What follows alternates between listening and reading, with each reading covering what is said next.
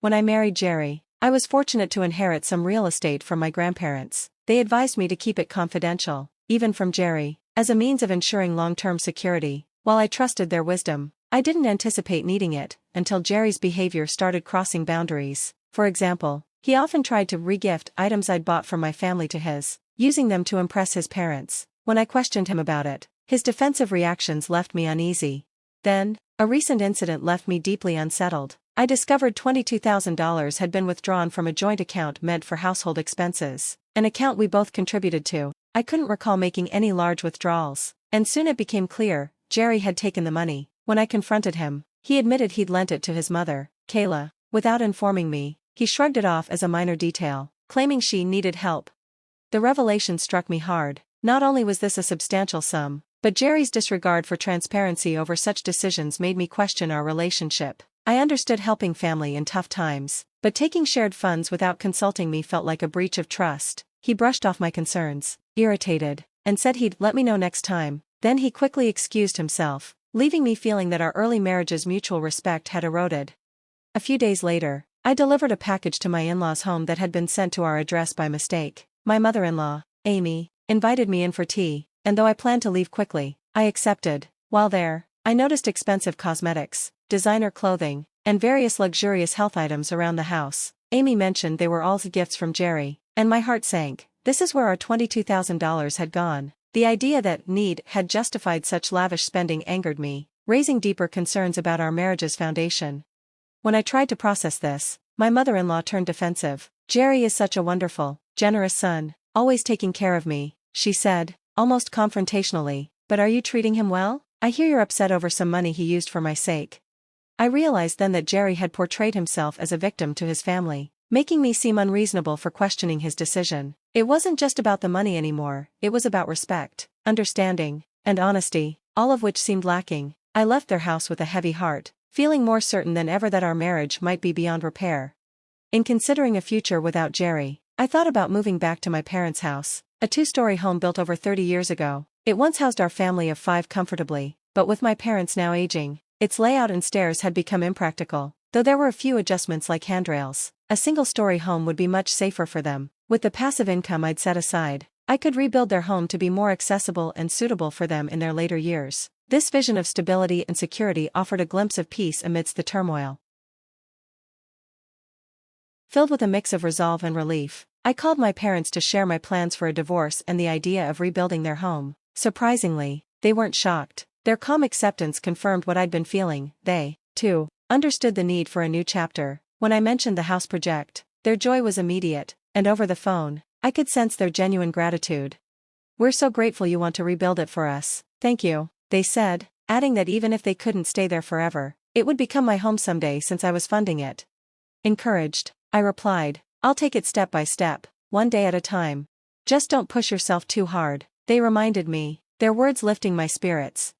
As I began organizing the house rebuild, I awaited a response from the construction company, but before things could move forward, Jerry confronted me angrily. "How dare you use our savings to build a house without telling me?" he shouted, slamming his fist onto the table as we sat facing each other in the living room. I took a steadying breath. "My parents will live in the new house," I replied calmly. "That's impossible because it was built for my parents to live in," he snapped, insisting that since he believed our shared finances were involved, his parents had just as much claim to it. "Are you planning to cram 5 people into that one-story house?" he demanded, pounding the table louder. "Just give me the house, then." Realizing he might press harder if he knew about my passive income, I decided it was finally time to share the truth. "To be honest, I have a separate source of income," I told him. "My grandparents gifted me real estate that's given me passive earnings, and I've been using those funds for the house rebuild. I haven't touched our joint account for it." Breaking my grandparents' promise to keep it a secret weighed on me, but watching Jerry's reaction shift to even greater rage made their advice clearer. His face flushed, and his anger mounted. "What a lousy wife you are, hiding money, using mine while protecting your own." His words stung, but they also clarified the deeper issues at play, the erosion of trust, respect, and mutual support. As Jerry continued, his tone grew even more entitled. "I'll take the house as alimony. Anything you've built during our marriage is half mine. I am the head of this family, and if you keep disobeying, I'll divorce you myself." The dismay I felt was overwhelming. How had I spent so many years with someone who could so easily disregard my feelings, my independence, and my contributions? Initially, I had planned to keep the passive income as a safety net for both of us, support for unforeseen times, like if Jerry's earnings fell short or if I became unable to work. I'd hoped to share it with him when the time was right, a small assurance for our future, but now, that thought felt impossible. I no longer wanted him to benefit from it. Needing space, I left the house and spent the night at a business hotel to clear my head and consider my next steps. When I returned the next morning, Jerry was waiting, wearing a sly, unsettling smile. As I walked in, he presented a sheet of paper with a smirk, divorce papers, already filled out. "You're lying about that passive income, aren't you?" he accused, voice dripping with suspicion. "Just an excuse for taking money from our account." His accusations were baseless, yet he wouldn't relent. Despite my honest explanation, Jerry clung to his own narrative. This distrust, his lack of respect, finally made it clear that this marriage could never give me the support I needed. I steeled myself for the next steps. Jerry shoved the papers into my hand with a smirk. "And don't forget, you'll let me know when my parents can move into that house, okay?" He patted me on the shoulder, humming as he walked out the door, saying he was off for a drink. In that moment, I saw him clearly for the first time. Throughout our marriage, he had masked his contempt, his utter disregard for my feelings and perspective. That truth stung but also freed me. Without hesitation, I packed my things, filled out the divorce papers, and left. I moved in with my parents temporarily, explaining the entire situation. They agreed I could stay with them until the new house was completed. The next day, my phone was flooded with missed calls from Jerry, and then he called again. I answered, determined to make this our final conversation. "Hello? All your stuff is gone." "Why?" he asked, sounding puzzled, as if he hadn't expected me to follow through. "Why the panic?" He'd pushed for the divorce.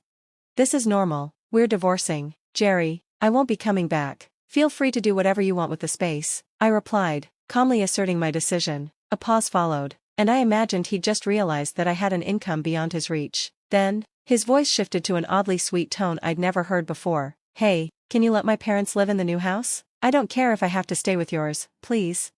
I was stunned. "I told you it's a small one-story house, and it's a gift for my parents," I said, unable to believe his audacity. He was trying to claim a house he hadn't paid for as his own to give away. His disregard for the truth was astounding. "You're just careless with money," he continued dismissively. "I had to worry about giving you an allowance and saving for both of us." His words confirmed my decision, showing how skewed his understanding of finances, and our relationship, truly was. I reminded him of the sacrifices I'd made to manage our expenses and his tendency to ignore that effort. He fell silent. It was clear he was trying to take credit for everything, even as he planned to give away the home I'd built for my parents to impress his own. It was both shallow and, ultimately, deceptive. The clarity was sharp. Moving forward without him wasn't just a choice, it was essential. "In the end, you're just trying to take advantage of my goodwill and claim what's mine. There's no justification for you to trample over my feelings and intentions like this," I said, standing firm. "I'm not giving you the house I built with all my heart for my parents just so you can show off." Jerry's voice grew louder, tinged with desperation. "But husbands and wives are supposed to help each other. I'll even tell them you built it, please. We're not a married couple anymore, remember? We're strangers now," I replied, reinforcing the distance his actions had created. On the same day he had handed me the divorce papers. I filed them without hesitation. He had been the one pushing for it, and yet, faced with the reality of our separation, he was incredulous. "But why? I didn't think you'd actually leave. Let's start over, let's be a good couple this time," he pleaded, as if unaware of the harm he'd done. How could he say that now? This was the same man who had squandered our savings, belittled me, and threatened me with divorce. There was no going back. "No, thank you," I said, adding cheerfully, "Please give my regards to your parents." With that, I ended the call. The next day, my phone was flooded with messages from Jerry, still insisting we get back together. His persistence was as baffling as it was unwelcome, only confirming my decision to move forward alone. He claimed he loved me, but it was obvious his real interest lay in my property and finances. To sever ties fully, I blocked all his contact information, along with his parents. Meanwhile, the new house was finally completed, and my parents and I moved in. Living in the home I had built, surrounded by support, felt like a fresh start. Later, a mutual friend who knew both Jerry and me reached out. I shared the news of our divorce, and she offered her sympathy, also filling me in on what had happened to Jerry. Apparently, he had abruptly resigned from his job, boasting that he no longer needed to work since he owned real estate. His bosses, unable to reach him for days, were left in the lurch. When he finally tried to retract his resignation, they confronted him, demanding an explanation. Unable to admit he had been banking on my income, he fabricated stories, but the truth about our divorce eventually surfaced, and his attempts to manipulate his job situation backfired. His former employer, seeing through his lies, refused to take him back.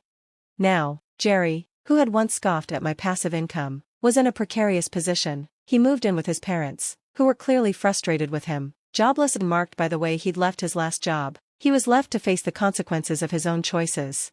As for me, life has taken a brighter turn. I'm now living comfortably with my parents in the home I built for us, working in a job I enjoy, and feeling fulfilled. The passive income one once saved for our future together is now being used to support those who stood by me. This chapter has brought a sense of peace and renewal, affirming that moving on was the best decision I could have made for my well-being.